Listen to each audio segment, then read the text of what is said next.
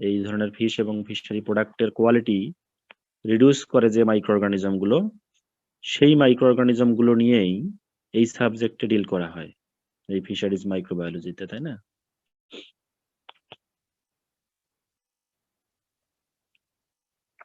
তো এই সাবজেক্টটি আমি আসলে এই সাবজেক্টটি কখনোই নেই না, এই কোর্সটি আমি কখনোই নেই না। আমি জয়েন করার পর থেকে এই কোর্সটি আমি কখনোই নেইনি। তো এবারও আমি এই কোর্সটি নিতাম না। তো নীলা ম্যাডাম হঠাৎ করে উনি এটা নেয়, ওনার পিএইচডিও এই লাইনে। ম্যাডাম ছুটিতে যাওয়ার পর এখন আমাকে আর কি এখানে নাম আর কি স্যাররা দিচ্ছেন। আমি কখনো এই কোর্স নেই না, যার কারণে আমি তবে মাইক্রোবায়োলজি 2 যেটি সেটি আমি একবার নিয়েছিলাম। Microbiology of fish and fishery products একটি সাবজেক্ট আছে, সেই কোর্সটি আমি একবার নিয়েছিলাম। তবে এই কোর্সটি আমি কখনোই নেইনি। তোমাদের সিরাজুল স্যার এবং নীলা ম্যাডাম ওনারা দুইজনেই এই মাইক্রোবায়োলজি কোর্সগুলো নিয়ে থাকেন।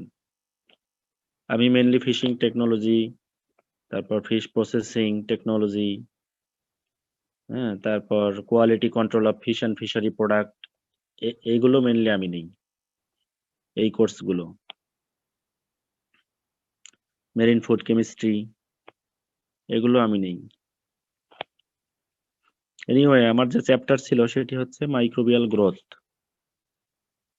আমার যে চ্যাপ্টার ছিল সেটি হচ্ছে মাইক্রোবিয়াল গ্রোথ। 2 নাম্বার চ্যাপ্টার ছিল এটি, তাই না?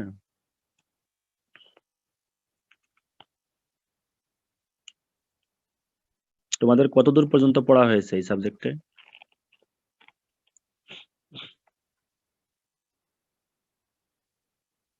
হ্যালো, স্যার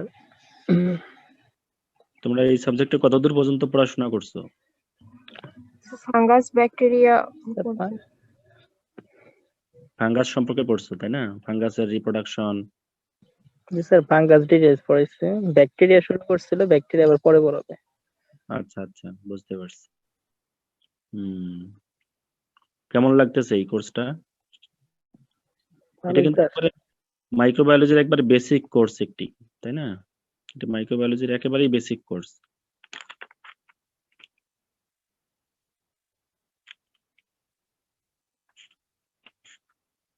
আলটিমেটলি এই ফিশ এবং ফিশারি প্রোডাক্টের ক্ষেত্রে তোমরা যখন আরো উপরের দিকে উঠবা, দেখবা যে মাছ এবং মৎস্যজাত যে পণ্যগুলোর কথা আমি বললাম, এগুলোর ক্ষেত্রে কোয়ালিটি রিডিউস করার ক্ষেত্রে বা কোয়ালিটি যে লস হয়, কোয়ালিটি লস হয় 3টা কারণে। প্রধান হচ্ছে 3টা কারণ। একটা মাছ বা একটা প্রোডাক্ট স্পয়েল হয়ে যাওয়ার জন্য কারণ হচ্ছে মেইনলি 3টা। একটা হচ্ছে অটোলাইটিক অ্যাক্টিভিটি, হ্যাঁ, আরেকটা হচ্ছে মাইক্রোবিয়াল ডিকম্পোজিশন বা মাইক্রোবিয়াল অ্যাক্টিভিটি, আরেকটা হচ্ছে লিপিড অক্সিডেশন, আরেকটা হচ্ছে লিপিড অক্সিডেশন। তো এই 3টা প্রসেসকে যদি আমরা কোনোভাবে রিডিউস করতে পারি, এই 3টা, স্যার আবার একটু বলেন। যে কোনো একটা খাবার, যে কোনো খাবার এর কোয়ালিটি যে রিডিউস হয় বা একটা খাবার যে পচে যায়, লাইট দেখা যায় না। তোমাদের দেখাচ্ছি না, তোমাদের স্লাইড দেখাচ্ছি না, এই সাবজেক্টের কোনো স্লাইড আমার কাছে নেই।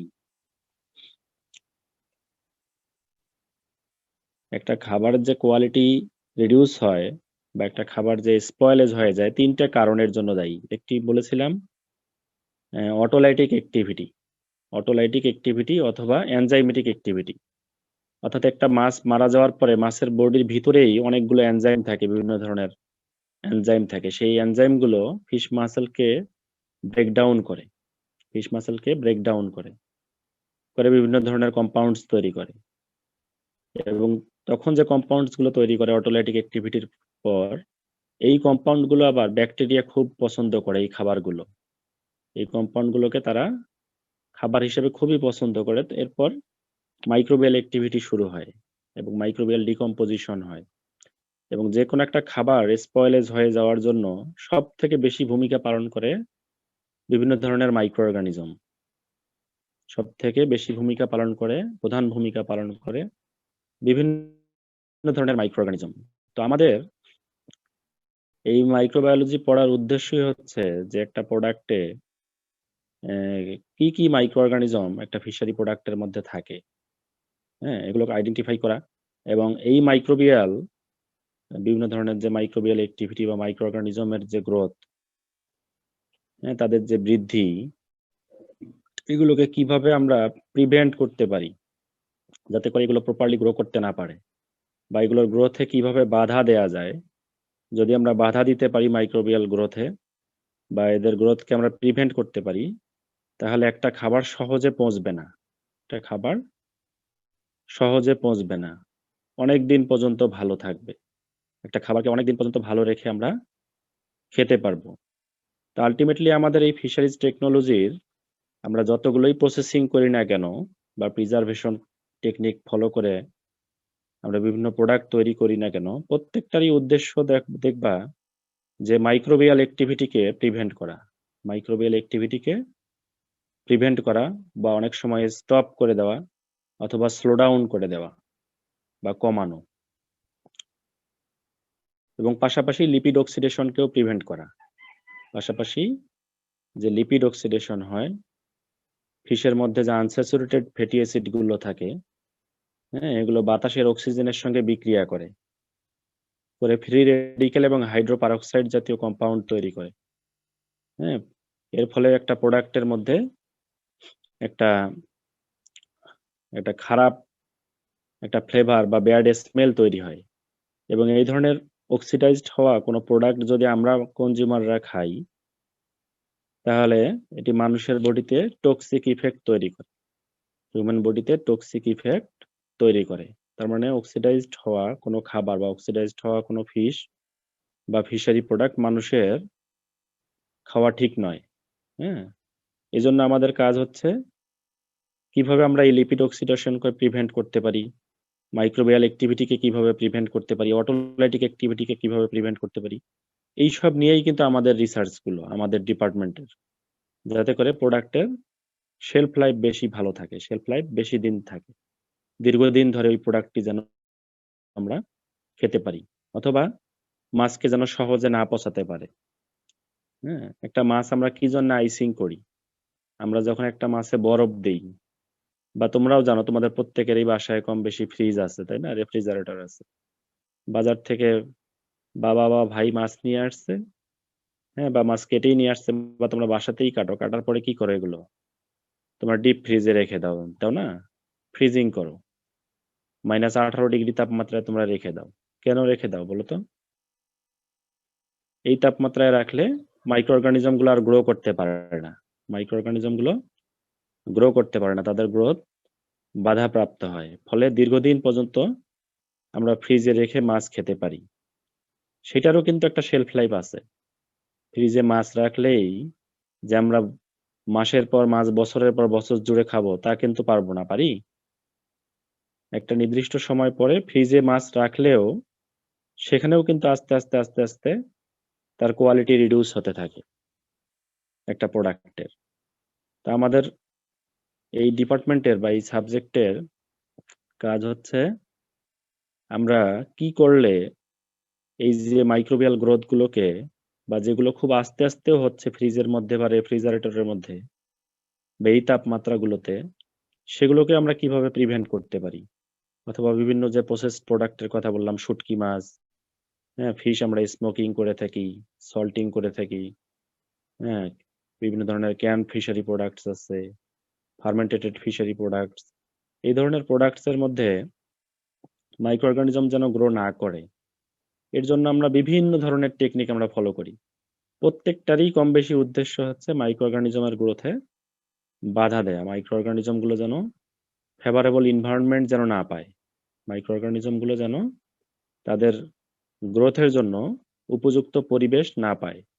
উপযুক্ত পরিবেশ যদি না পায়, বা একটা অ্যাডভার্স সিচুয়েশন যদি তাদের জন্য তৈরি করতে পারি ওই খাবারে, তাহলে কিন্তু মাইক্রো অর্গানিজম সেখানে গ্রো করতে পারবে না, ফলে ওই খাবারটি আমরা দীর্ঘদিন রেখে আমরা খেতে পারবো। এই বেসিক আইডিয়াটুকু তো বোঝা গেছে, তাই না, যে কেন আমরা এই সাবজেক্টটি পড়তেছি।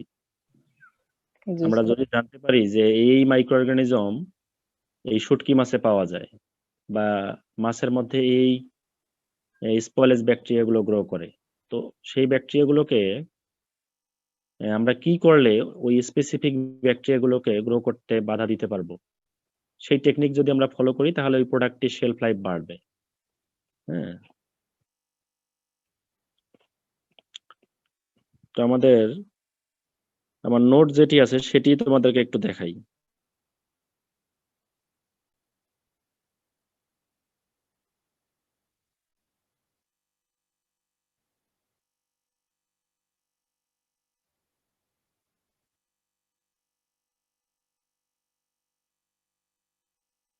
তোমরা কি দেখতে পাচ্ছ?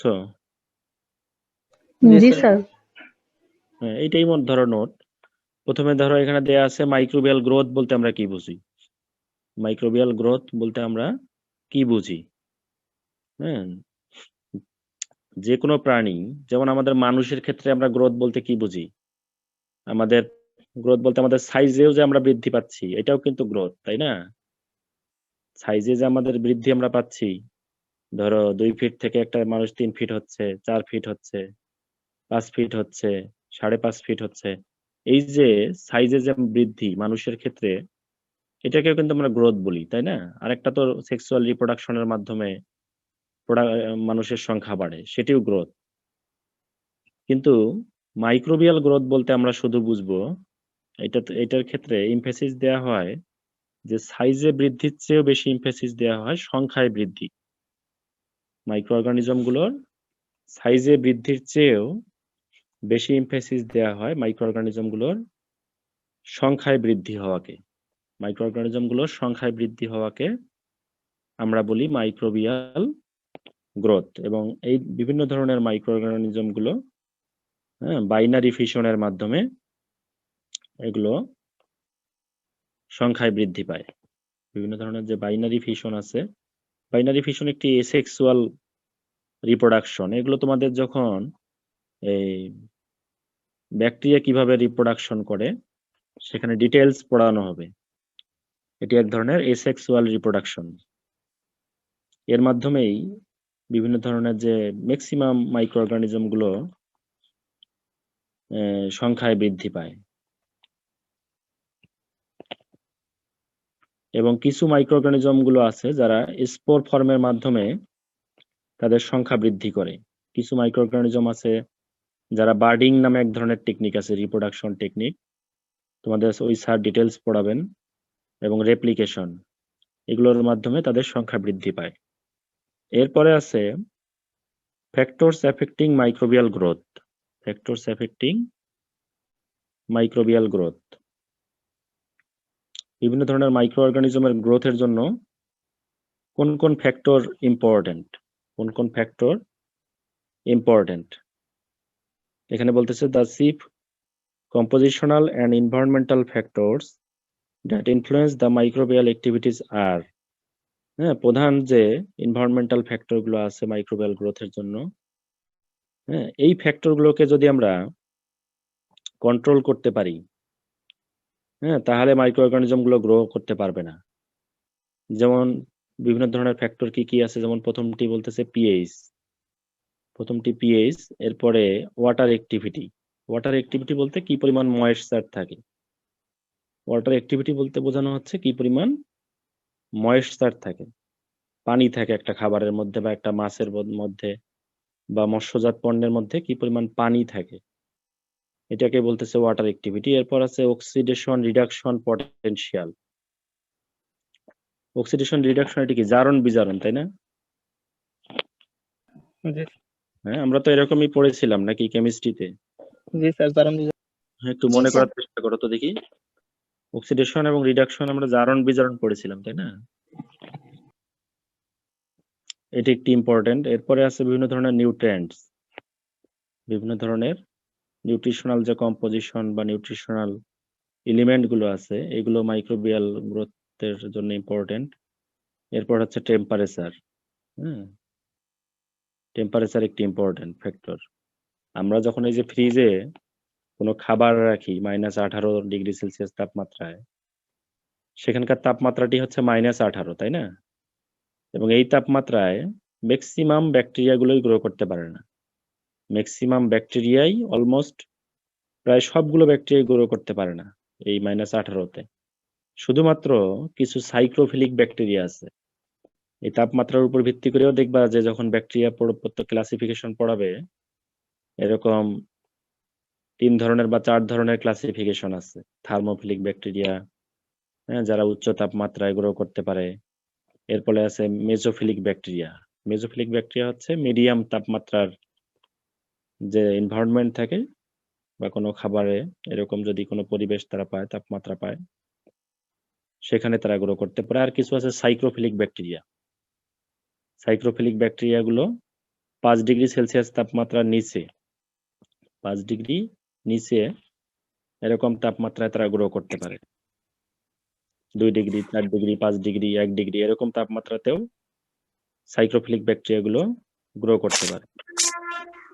এরপরে আছে বিভিন্ন ধরনের ইনহিবিটরস আছে। বিভিন্ন ধরনের ইনহিবিটরস আছে এবং মাইক্রোবিয়াল ইন্টারঅ্যাকশন, এগুলো হচ্ছে বিভিন্ন ধরনের ফ্যাক্টরস। তো আমরা একটা পর একটা ফ্যাক্টর সম্পর্কে আমরা ডিটেইলস জানার চেষ্টা করব। প্রথমটি হচ্ছে পিএইচ। প্রথম ফ্যাক্টরটি কি? পিএইচ, তাই না? পিএইচ এর মাধ্যমে আমরা জানবো যে একটা সলিউশন বা একটা প্রোডাক্ট বা ধরো কোনো একটা খাবার, এটি অ্যাসিডিক না ক্ষারীয়, এটি আমরা বুঝতে পারবো। পিএইচ ডিটারমিনেশনের মাধ্যমে আমরা জানতে পারবো যে একটা প্রোডাক্ট বা একটা সলিউশন সেটি কি অম্লীয় না ক্ষারীয়। হ্যাঁ, এই বৈশিষ্ট্যটি জানা যাবে। এবং পিএইচ এর একটা সূত্র এখানে দেয়া আছে, pH is equal to log, হ্যাঁ,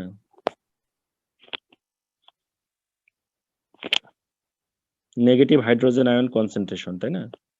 log negative hydrogen ion concentration, এটা হচ্ছে পিএইচ এর সূত্র। এবং পিএইচ এর কোনো একক নেই। পিএইচ এর কোনো একক নেই। এই ইকুয়েশনকে যদি আমরা ভাগ করি বা ক্যালকুলেশন করি এরকম করে, তাহলে কোনো এর একক পাওয়া যায় না। এবং এই পিএইচ একটি ইম্পর্টেন্ট ফ্যাক্টর মাইক্রোবিয়াল গ্রোথের জন্য। পিএইচ একটি ইম্পর্টেন্ট ফ্যাক্টর, মাইক্রোবিয়াল গ্রোথকে প্রভাবিত করে। মাইক্রো অর্গানিজমের যে সংখ্যায় বৃদ্ধি পায় তাকে প্রভাবিত করে। এখানে বলতেছে যে most bacteria grow optimally around pH 7। PH যদি 7 থাকে তখন বেশিরভাগ অলমোস্ট প্রায় সব ব্যাকটেরিয়াই সেখানে খুব অপটিমালি গ্রো করতে পারে। খুব ফেভারেবল কন্ডিশনের মাধ্যমেই তারা গ্রো করে ম্যাক্সিমাম ব্যাকটেরিয়াই। পিএইচ 7 মানে হচ্ছে নিউট্রাল পিএইচ।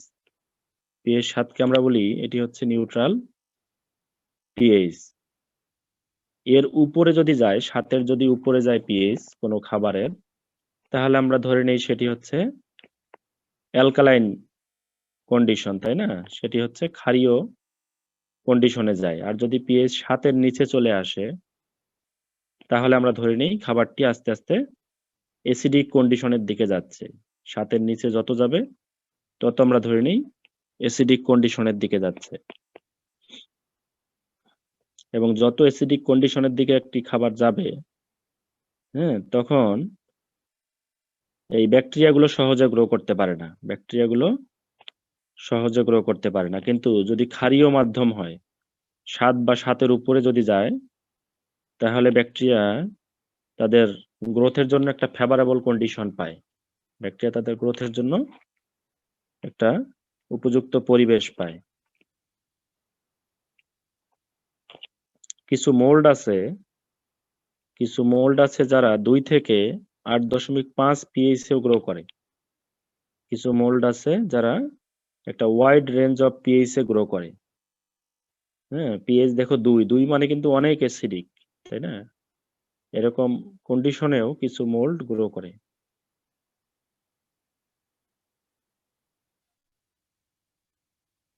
মোল্ড হচ্ছে মাল্টিসেলুলার। ইস্ট এবং মোল্ডের পার্থক্য কি? মোল্ড গুলো মাল্টিসেলুলার, তাই না? আর ইস্ট হচ্ছে ইউনিসেলুলার। আরো অনেক বৈশিষ্ট্য আছে, এটি হচ্ছে সবচেয়ে কমন বৈশিষ্ট্য। মোল্ড হচ্ছে মাল্টিসেলুলার।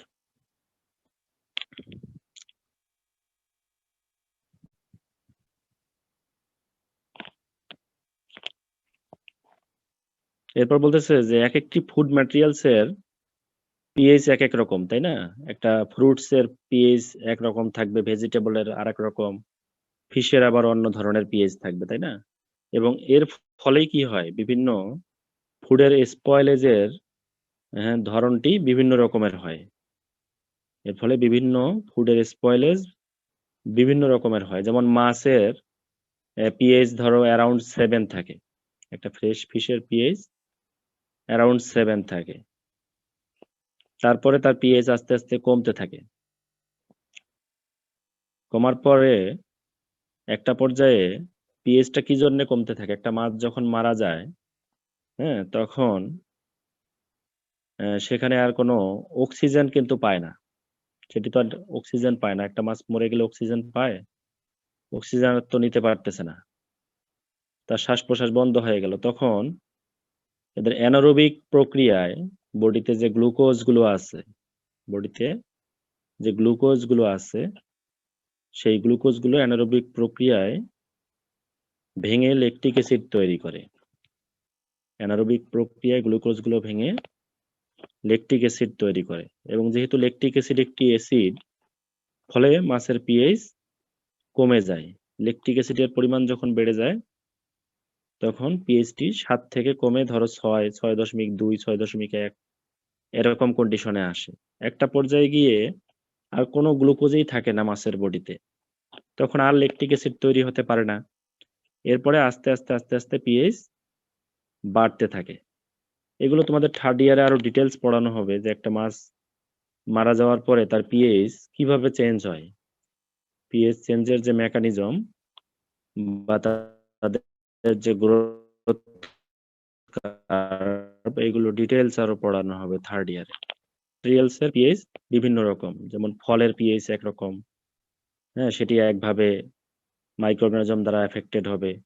মাছের পিএইচ আবার ভিন্ন রকম, তার স্পয়েলেজ হবে একরকম। ফলে ফলের শেলফ লাইফ এবং মাছের শেলফ লাইফ একই রকম হবে না, তাই না? এক এক ফুডের এক এক রকম শেলফ লাইফ হবে। শেলফ লাইফ বলতে আমরা বলতেছি যে খাবার বা যে ম্যাটেরিয়ালস যত ফ্রেশ, যে ম্যাটেরিয়ালস যত ফ্রেশ, বা যে খাবারকে যত বেশি দিন সময় ধরে খাওয়া যায়, যতদিন সময় পর্যন্ত খাবারের এটি উপযুক্ত থাকে, তাকে আমরা বলতেছি শেলফ লাইফ। যতদিন পর্যন্ত সেটি ব্যবহার করা যায় বা খাওয়া যায়, যদি খাবারের উপযোগী হয়, খাবারের মতো কোনো আইটেম হয়, তাহলে আমরা বলি যতদিন পর্যন্ত রেখে হিউম্যান কনজাম্পশনের জন্য এটি সুইটেবল থাকে, সেটি হচ্ছে ওই খাবারের শেলফ লাইফ।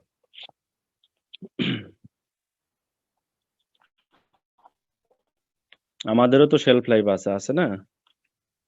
আমাদের শেলফ লাইফ কোনটি? আমাদের আয়ুটাও আমাদের শেলফ লাইফ আমরা বলতে পারি। আমাদের আয়ুটাই হচ্ছে আমাদের শেলফ লাইফ।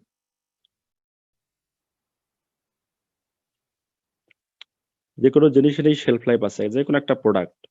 যেমন তোমার মোবাইলটার কথাই চিন্তা করো, তোমার মোবাইলের শেলফ লাইফ হচ্ছে তুমি যতদিন এটি ভালোভাবে তোমাকে সার্ভিস দিয়ে যাবে, সেটি হচ্ছে এই মোবাইলটার সেই সার্ভিস দেওয়ার সময়টুকু বা ওই টাইমটুকু হচ্ছে এই মোবাইলের শেলফ লাইফ।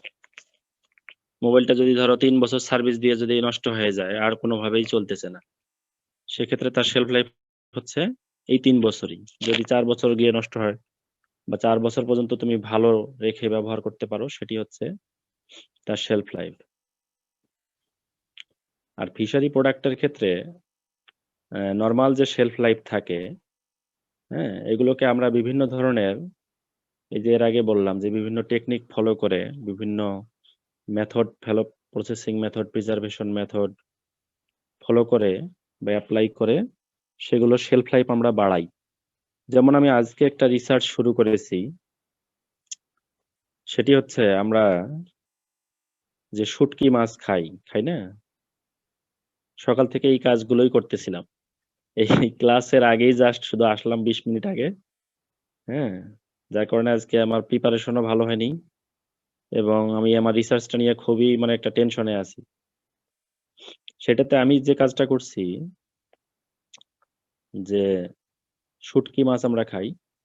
এই শুটকি মাছগুলোতে লিপিডের পরিমাণ তুলনামূলকভাবে বেশি থাকে। লিপিডের পার্সেন্টেজ তুলনামূলকভাবে বেশি। যেমন পুঁটি মাছের শুটকি বা মলা মাছের শুটকি বা ট্যাংরা মাছ, বাইম মাছের শুটকি, চাপিলা মাছের শুটকি, চান্দা, চেলা এরকম আছে না? এই মাছগুলোর শুটকিতে লিপিডের পরিমাণ থাকে বেশি। নরমালি এই মাছগুলোতেও লিপিডের পরিমাণ থাকে বেশি। ফলে কি হয়? যখন আমরা মাছগুলো শুকাই, রোদে যখন আমরা শুকাতে দেই, কিভাবে মাছ শুকায় তোমরা তো জানো, তাই না? জাস্ট আমাদের দেশে কিন্তু আমরা সান ড্রাইং এই করে থাকি বেশি। সরাসরি রোদে শুকাই। আমিও রোদে শুকাতে দিয়েছি ইমপ্রুভড মেথডের মাধ্যমে। তো সেখানে এই মাছগুলোতে যেহেতু ফ্যাটের পরিমাণ থাকে বেশি এবং এই ফ্যাটগুলো হচ্ছে আনস্যাচুরেটেড ফ্যাট। এই ফ্যাটগুলো আনস্যাচুরেটেড ফ্যাট। এগুলো বাতাসের সঙ্গে বিক্রিয়া করে। বাতাসের সঙ্গে বিক্রিয়া করা মানে হচ্ছে বাতাস বলতে আমরা বুঝি কেমিস্ট্রি ভাষায় সেখানে অক্সিজেনের থাকে, তাই না? মেইনলি অক্সিজেনের সঙ্গেই বিক্রিয়াগুলো হয়। হয় লিপিড অক্সিডেশন হয়। লিপিড অক্সিডেশন হলে সেখানে তোমার ফ্রি রেডিকেল তৈরি করে এবং হাইড্রোপারঅক্সাইড জাতীয় যে কম্পাউন্ড গুলো আছে এগুলো এই শুটকিগুলোর মধ্যে ডেভেলপ করে। ফলে শুটকির মধ্যে একটা ব্যাড স্মেল তৈরি হয়। একটা খারাপ একটা স্মেল তৈরি হয় এবং একটা বাজে ফ্লেভার তৈরি হয়। এবং এই ধরনের শুটকি মাছ যদি আমরা খাই, হ্যাঁ? তাহলে মানুষের বডিতে টক্সিক ইফেক্ট তৈরি করে। এই ইফেক্টটা হয়তোবা তোমার খাওয়ার সাথে সাথেই হচ্ছে না, কিন্তু লং টার্ম এরকম লিপিড অক্সিডেশন হওয়ার পর যদি আমরা সেই শুটকিগুলো খেতে থাকি ১০ বছর, ১২ বছর, ১৫ বছর ধরে খাচ্ছি, ফলে দেখা যাবে যে হিউম্যান বডিতে অনেক বড় ধরনের ক্ষতি হবে। এটি একটি বিষয়। আর আরেকটি বিষয় হচ্ছে এই স্যার শুটকিগুলোতে হ্যাঁ, স্যার একটা কোশ্চেন করি। হ্যাঁ, বলো। স্যার, স্যাচুরেটেড ফ্যাট কি বাতাসের অক্সিজেনের সাথে বিক্রিয়া করে না?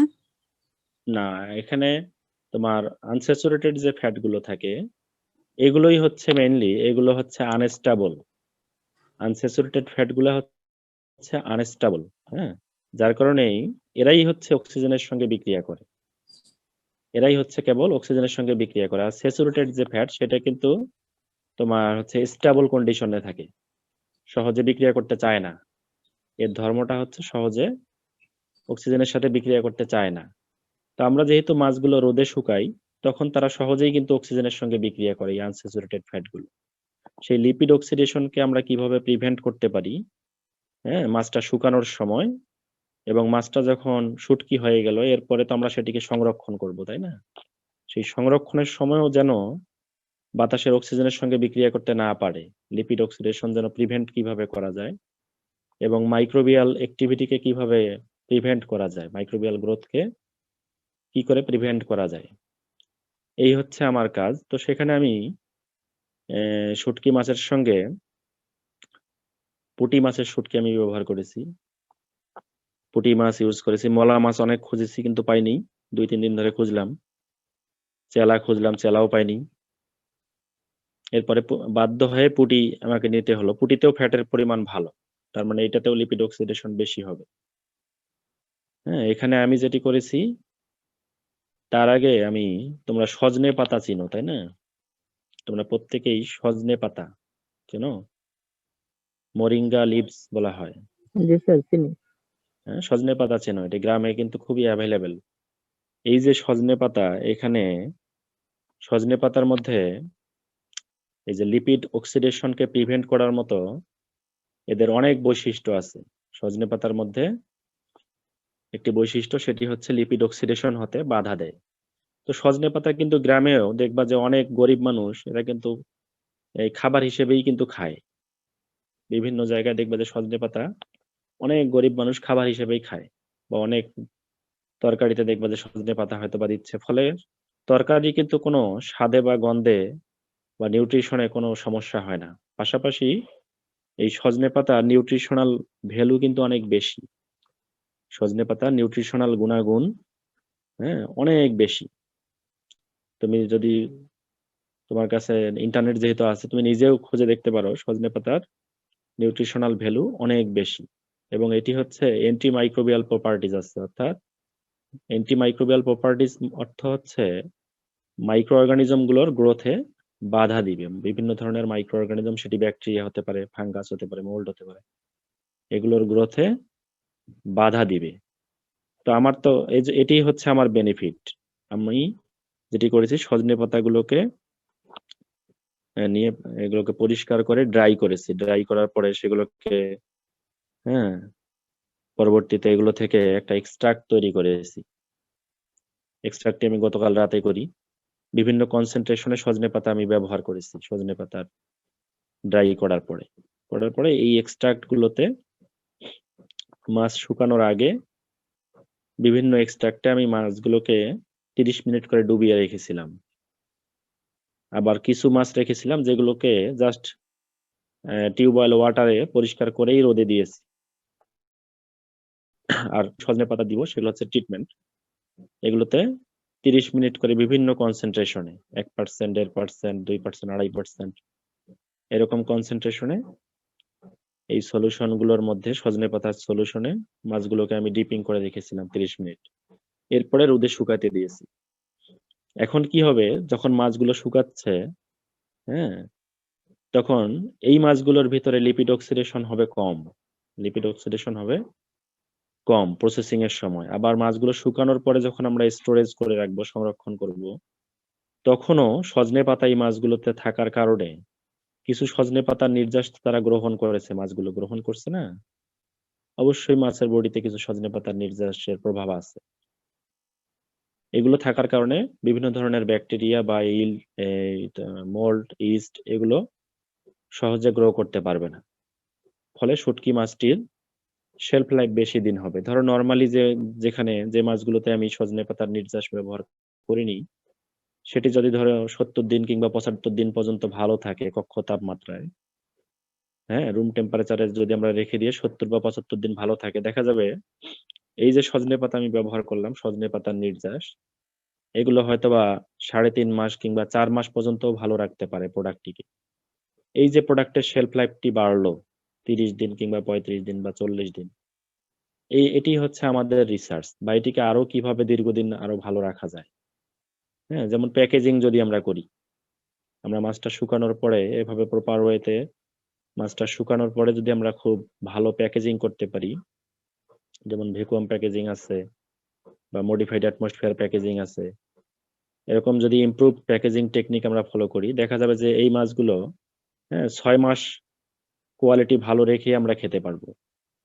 তুমি মাছ শুটকির বাজারে যাও, গিয়ে দেখো যে ম্যাক্সিমাম শুটকিগুলোই দেখবা যে তোমার এগুলোর হচ্ছে কোয়ালিটি ভালো নেই, কোয়ালিটি ভালো নেই এবং লিপিড অক্সিডেশন অলরেডি হয়ে গেছে।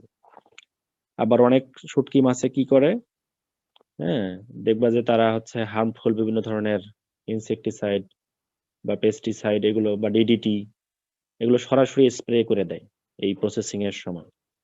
তো আমরা যদি এই যে সজনে পাতা যদি আমার লিপিড অক্সিডেশন, তারপর বিভিন্ন ধরনের মাছই যদি অ্যাটাক করে শুটকি মাছ করার সময়, এগুলোকে যদি প্রিভেন্ট করে, হ্যাঁ, তাহলে যারা প্রসেসর থাকবে তারা সজনে পাতার এই এক্সট্রাক্টটি ব্যবহার করতে পারবে।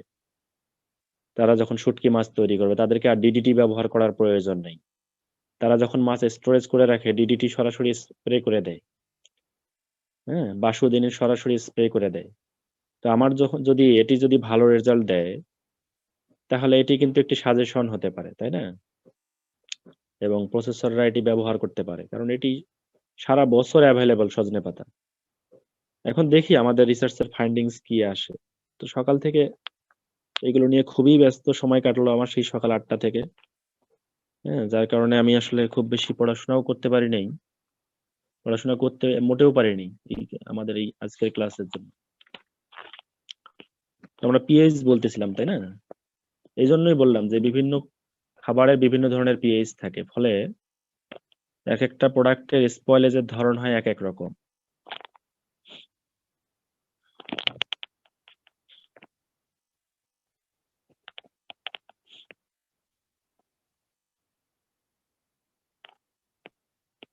যেমন পিএইচ যদি 6 এর বেশি থাকে, হ্যাঁ, তাহলে স্পয়েলেজ গুলো কি হয়, দ্রুত গতিতে হয়। পিএইচ যদি কোনো খাবারের 6 এর বেশি থাকে, তাহলে স্পয়েলেজ গুলো খুব দ্রুত গতিতে হয়। এজন্য আমরা যদি একটা মাছ ধরো সংরক্ষণ করতে চাই, হ্যাঁ, তাহলে পিএইচ যত লোয়ার হবে, খাবারটিতে পিএইচ যত 6 এর যত আমরা নিচে নিয়ে যেতে পারবো, 6 ধরো 5 নিয়ে আসলাম, 4.5, 5.5, হ্যাঁ, বা 5.2, এরকম যত আমরা পিএইচ যদি অ্যাসিডিক করতে পারি, তাহলে বিভিন্ন ধরনের মাইক্রো অর্গানিজম গুলো সেখানে সহজে আর গ্রো করতে পারবে না। এটি একটি বিষয়। এখানে আরেকটি বিষয় বলা আছে যে যেসব মাছ, হ্যাঁ, বা যেসব ফিশ বা ক্রাস্টেশিয়ান যেগুলো একটু অলস প্রকৃতির, যেসব ফিশ গুলো একটু অলস প্রকৃতির, হ্যাঁ, এদের চেয়ে যেসব মাছ বেশি চলাচল করে, হ্যাঁ, যেসব মাছের মুভমেন্ট যত বেশি, এই মাছগুলো তত বেশি টায়ার্ড হয়ে যায়, তাই না? ফলে এদের গ্লাইকোজেন ডিপোজিশন থাকে কম। যে মাছগুলো বেশি মুভমেন্ট করে তাদের শরীরে বেশি গ্লাইকোজেন জমা হতে পারে না, এবং এই মাছগুলোই স্পয়েলেজ হয় খুব তাড়াতাড়ি। যে মাছগুলো যত বেশি মুভমেন্ট করে পানিতে, বা ধরো আমরা যখন গিল নেট দিয়ে মাছ ধরেছিলাম, তোমাদের মনে আছে তাই না? গিল নেট দিয়ে কিভাবে মাছ ধরে।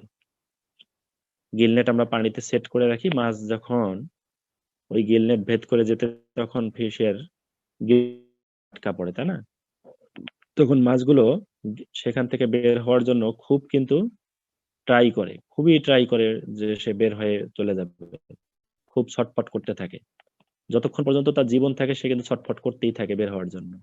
এই যে ছটফট করতেছে, তখন তার মানে কি, মাছটার মুভমেন্ট বেশি হচ্ছে এবং মাছটি টায়ার্ড হয়ে যাবে, এবং এর গ্লাইকোজেনের পরিমাণ কমে যাবে। ফিশের যে বডিতে গ্লাইকোজেন থাকে, সেই গ্লাইকোজেন থেকেই কিন্তু স্টোরেজ এনার্জি আমরা বলি যে গ্লাইকোজেন, তাই না? আমাদের মানুষেরও এবং ফিশেরও স্টোরেজ এনার্জি বলতে আমরা বুঝি যে গ্লাইকোজেনের পরিমাণ। তো এরকম যত বেশি সে মুভমেন্ট করবে একটা মাছ, হ্যাঁ, সেই মাছটি স্পয়েলেজ হয়ে যাবে তাড়াতাড়ি। এই জন্য আমরা বলেছি যে গিল নেটে যে মাছগুলো আমরা ধরি, সেই মাছগুলো স্পয়েলেজ হয়ে যায় তাড়াতাড়ি। এই মাছগুলো তাড়াতাড়ি পচে যায়। দেন যদি আমরা একটা মাছকে আমরা ধরো কাস্ট নেটের মাধ্যমে ধরলাম, হ্যাঁ, ঝাঁকি জালের মাধ্যমে ধরলাম, বা লিপ নেটের মাধ্যমে ধরলাম, এই মাছগুলোর চেয়ে গিল নেটে মাছ ধরলে তাড়াতাড়ি সেগুলো স্পয়েলেজ হয়ে যায়। স্যার স্পয়েলেজটা কিভাবে হয় একটু আরেকবার বলবেন? কোনটা? স্যার এই যে স্পয়েলেজটা কেন হয়? প্রথমে যে স্পয়েলেজ কথা বললাম না, স্যার এটা ও এখানে এখানে যেটি বলছি যে যে মাছগুলো যত বেশি মুভমেন্ট করে অথবা ধরার সময় যে মাছগুলো যত বেশি ছটফট করতে থাকে, আমরা বিভিন্ন ধরনের ফিশিং মেথড জানি, তাই না? যে মাছগুলো ধরার সময় যত বেশি ছটফট করতে থাকে, তত তার এনার্জি লস হতে থাকে, ওই মাছটার শক্তি তত কমতে থাকে। ফলে মাছটি মারা যাওয়ার পরে গ্লাইকোজেন গুলো কিন্তু ভেঙেই, গ্লাইকোজেন মানে হচ্ছে গ্লুকোজ, তাই না? গ্লুকোজ গুলো ভেঙে পরবর্তীতে যে ল্যাকটিক অ্যাসিড হবে, এই ল্যাকটিক অ্যাসিড তৈরি হওয়ার মতো এর গ্লুকোজ আর সাপ্লাই দিতে পারে না। ল্যাকটিক অ্যাসিড তৈরি হওয়ার মতো গ্লুকোজ আর তার মাছের বডিতে থাকে না। ফলে এই মাছগুলো দ্রুত পচে যায়। আর যে মাছগুলো ধরো অলস প্রকৃতির, যে মাছগুলো মুভমেন্ট করে কম, তার বডিতে আগে থেকেই গ্লাইকোজেন থাকে বেশি। এটি একটি। আরেকটি হচ্ছে যে মাছগুলো ধরার সময় মুভমেন্ট ধরো কমই করে, বা যে ফিশিং গিয়ার গুলোর মাধ্যমে ফিশ ইনজুর্ড হয় না। যেমন আমরা যদি লিপ নেট দিয়ে মাছ ধরি সাপোজ, অথবা আমরা যদি কাস্ট নেট দিয়ে মাছ ধরি, ঝাঁকি জাল, এখানে কিন্তু মাছ, বা বেড জাল দিয়ে যদি আমরা মাছ ধরি, সারওয়ান্ডিং নেট, তাই না? তোমরা জানো যে সারওয়ান্ডিং নেট, সেইন নেট, এই নেটগুলো দিয়ে যদি আমরা মাছ ধরি, তাহলে সেই মাছগুলো তুলনামূলক স্পয়েলেজ হবে আস্তে আস্তে, তুলনামূলক স্পয়েলেজ হবে খুবই স্লোলি। কারণ কি, এই মাছগুলো ধরার সময় বেশি ছটফট করেনি, ফলে তার এনার্জি বেশি লস হয়নি, তাই না? যেমন আমরা বড়শি দিয়ে যদি একটা মাছ ধরি, বড়শি দিয়ে মাছ ধরলে কি হয়, মাছটা ইনজুর্ড হয়ে যায়, মাছটা ইনজুর্ড হয়ে যায়, কিছুক্ষণ পর তোলার পরেই কিন্তু মাছটি মরে যায়, এবং মারা যাওয়ার আগ পর্যন্ত সে কিন্তু ছটফট করতেই থাকে, করে কি না? এবং কিছুক্ষণের মধ্যেই দেখবা যে মারা গেছে বড়শি দিয়ে মাছ ধরার পরে, খুব বেশিক্ষণ থাকে না। ফলে বড়শি দিয়ে ধরা মাছও কিন্তু দ্রুত স্পয়েলেজ হয়ে যাবে। এটি থেকেই বোঝা যায় যে যে মাছগুলোর মুভমেন্ট যত বেশি, বা যখন আমরা হারভেস্ট করি, হারভেস্টিং এর সময় যে মাছগুলোর মুভমেন্ট যত বেশি থাকবে, সেই মাছগুলোর স্পয়েলেজ তত তাড়াতাড়ি হবে। এজন্য বিভিন্ন ধরনের কি করা হয়, বিভিন্ন ধরনের এডিটিভস ব্যবহার করা হয়, যাতে করে পিএইচটাকে আমরা কমাতে পারি। একটা খাবারের বা ফিশের পিএইচ আমরা কিভাবে কমাতে পারি, বিভিন্ন ধরনের আমরা এডিটিভস ব্যবহার করি। যেমন এখানে দেয়া আছে ভিনেগার ব্যবহার করার কথা বলা আছে, যেমন আছে ভিনেগার আছে, এসিটিক অ্যাসিড আছে, সোডিয়াম বেনজয়েট আছে, হ্যাঁ, তারপর সল্ট আছে। এরকম যদি বিভিন্ন ধরনের আমরা এই কেমিক্যাল গুলো ব্যবহার করি, তাহলে একটা প্রোডাক্টের পিএইচ কমে যায়, প্রোডাক্টের পিএইচ ভ্যালু কমে যায়, ফলে সেখানে মাইক্রো অর্গানিজম সহজে গ্রো করতে পারে না, মাইক্রো অর্গানিজম সেখানে সহজে গ্রো করতে পারে না। এই ছিল আমাদের এই পিএইচ নিয়ে ডিটেলস কথাবার্তা। এরপরে আছে ওয়াটার অ্যাক্টিভিটি, এটি আমরা আগামীকালকে আমরা ডিসকাস করব, ওয়াটার অ্যাক্টিভিটি সম্পর্কে, অর্থাৎ ময়েশ্চার সম্পর্কে। তাহলে আমরা পিএইচ কিভাবে কমাতে পারি, আমরা বিভিন্ন ধরনের কেমিক্যাল আছে, যেমন ভিনেগার আছে, এসিটিক অ্যাসিড আছে, সোডিয়াম বেনজয়েট আছে, হ্যাঁ, বা সল্ট যদি দেই, বা আরো বিভিন্ন ধরনের ফুড গ্রেড প্রিজারভেটিভ আছে, হ্যাঁ, যেগুলো দিলে পিএইচ কমে যায়। স্যার, হ্যাঁ, আচ্ছা স্যার, মাছের বডিতে যদি গ্লাইকোজেন বেশি থাকে সেক্ষেত্রে ল্যাকটিক অ্যাসিড বেশি হয় এবং এর জন্য পিএইচ কমে যায়, ফলে হ্যাঁ, মাছ স্পয়েলেজ কম হয়। স্যার এটাই হ্যাঁ, তো বিষয়। হ্যাঁ, হ্যাঁ। আচ্ছা স্যার, ওকে। আর যে মাছগুলো আগেই ধরো এনার্জি লস করতেছে ছটফট করতে করতে, হ্যাঁ, তার কিন্তু গ্লাইকোজেন আগেই লস হয়ে যাচ্ছে বডিতে, ধরো গ্লাইকোজেনের পরিমাণ কমে যাচ্ছে, পরে মাছটা মারা যাওয়ার পরে সেখানে যে ল্যাকটিক অ্যাসিড তৈরি হবে, ল্যাকটিক অ্যাসিড তৈরি করার জন্য তো গ্লাইকোজেন লাগবে। দেখা যাবে যে সে আর বেশি গ্লাইকোজেন সাপ্লাই দিতে পারবে না, কিছুক্ষণ পরেই তার গ্লাইকোজেন শেষ হয়ে যাবে, ফলে ল্যাকটিক অ্যাসিড তৈরিও হবে কম, ফলে ওই মাছটি তাড়াতাড়ি পচে যাবে, সেটি এখানে বলা আছে। এটি হচ্ছে মানে মেকানিজম আর কি। আমরা যদি কোনো খাবারের পিএইচটাকে রিডিউস করে দিতে পারি, তাহলে সেখানে বিভিন্ন ধরনের মাইক্রো অর্গানিজম সহজে গ্রো করবে না। এটি হচ্ছে মেসেজ। কোনো খাবারের পিএইচ যদি আমরা কমায় দিতে পারি, তাহলে সেখানে মাইক্রো অর্গানিজম সহজে গ্রো করতে পারবে না, এবং সেই খাবারটির শেলফ লাইফ বাড়বে, সেই খাবারটির শেলফ লাইফ বৃদ্ধি পাবে। এক্ষেত্রে আরো বিভিন্ন ধরনের টেকনিক আছে পিএইচ কমানোর, হ্যাঁ, এগুলো হচ্ছে অ্যাপ্লাই করা হয়। বা ফুড গ্রেড আরো যেসব অ্যাসিড আছে, হ্যাঁ, যেমন ভিটামিন সি, যেমন কোনো খাবারে আমরা যদি ভিটামিন সি যদি দেই বা যদি অ্যাপ্লাই করা যায়, তাহলেও কিন্তু তার পিএইচ কমে যায়। কোনো খাবারে যদি আমরা ভিটামিন সি যদি দিতে পারি, ভিটামিন সি কিন্তু লেবুতেও থাকে না, সেটাও যদি আমরা কোনোভাবে যদি অ্যাড করতে পারি প্রসেসিং এর সময়, এতে করেও প্রোডাক্টের পিএইচ কমে যায়, ফলে মাইক্রো অর্গানিজম গুলো বা ব্যাকটেরিয়া বা ইস্ট মোল্ড গুলো সহজে গ্রো করতে পারে না। তার মানে আমরা যখন কোনো প্রোডাক্ট প্রসেসিং বা প্রিজার্ভেশন করব, সেক্ষেত্রে পিএইচ একটি ইম্পর্টেন্ট বিষয়। আমাদের পিএইচটি সব সময় যেন কম থাকে, পিএইচটি যেন সব সময় কম থাকে, কখনোই যেন সেটি 6-এর নিচে থাকলে সবচেয়ে ভালো। এখানে বলা হচ্ছে যে 6-এর উপরে গেলে বাস, তাহলে ব্যাকটেরিয়া বা ম্যাক্সিমাম মাইক্রো অর্গানিজম একটা ফেভারেবল কন্ডিশন পাবে। এজন্য পিএইচ সবসময় 6-এর নিচে রাখাই ভালো। তোমরা যারা আচার খাও, বাসায় অনেকে আচার তৈরি করো না? হ্যালো, জি স্যার।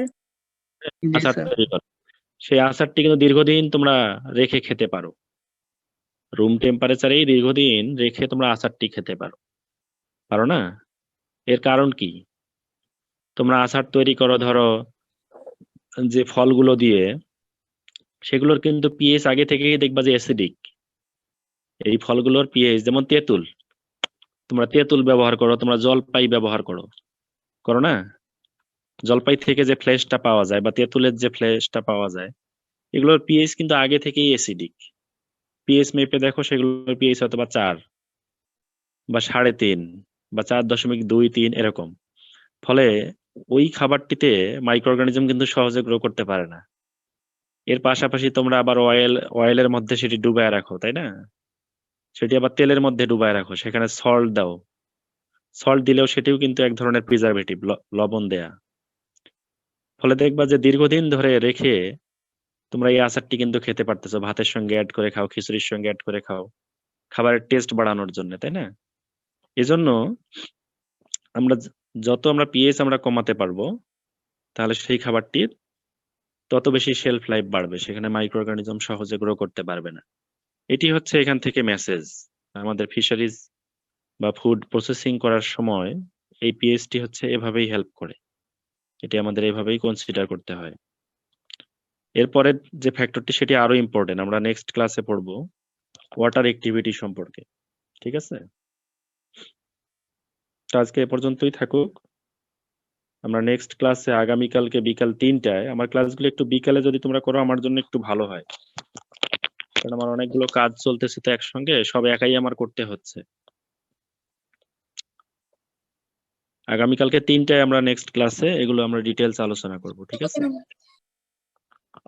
তো ঠিক আছে, তোমরা সবাই ভালো থাকো, সুস্থ থাকো। স্যার আমাদের বিকালে ক্লাস না হলে হয় না, একটু বিকালে ক্লাস আমাদের একটু প্রবলেম হয়ে যায়। না, আমি বুঝতে পারছি। জি স্যার, বিকেলে হলে একটু স্যার বিকেল ভালো হয় না স্যার। না, বুঝতে পারছি। বিকালে এখন আমার ওই যে রিসার্চের কাজগুলো চলতেছে, তো যার কারণে আমি নিজেও মানে খুবই ব্যস্ত হয়ে পড়ছি, বুঝছো? স্যার আসলে বিকালে সমস্যা স্যার। আচ্ছা হোক, দুই এখন তো আর দুই অ্যাটেন্ডেন্স দুই একটা দিন করো, এরপরে আমরা যেভাবে ক্লাস আছে আমরা ওইভাবে নেওয়ার চেষ্টা করব, ঠিক আছে?